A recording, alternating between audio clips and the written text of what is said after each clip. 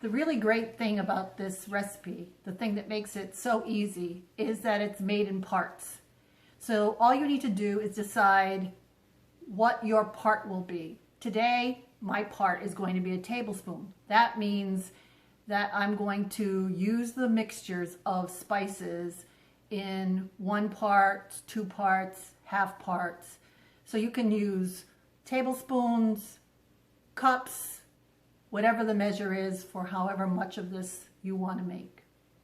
So first I'm starting with the sugars. There are 2 sugars. There is granulated sugar, 1 part, and brown sugar, 1 part.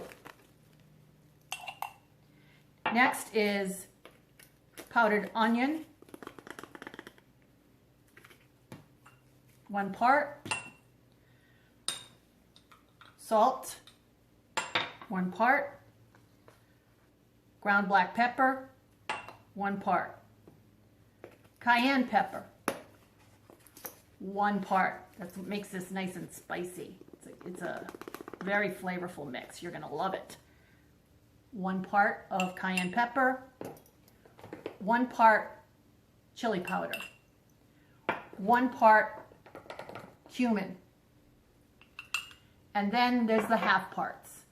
Half part of dried basil, so that's going to be a half tablespoon, and 1/2 part of garlic powder.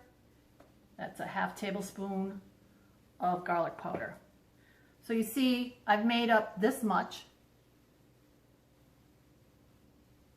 using tablespoon as my part measure. All you need to do is put on your cover, mix it up, put a label on it, put it in your cupboard. Use it to flavor fish, chicken, pork, whatever you're serving. Do it on the grill, do it in the oven, do it on the top of the stove, add a little bit to some pasta. You're going to find this seasoning mix to be your answer to all things delicious. Enjoy it.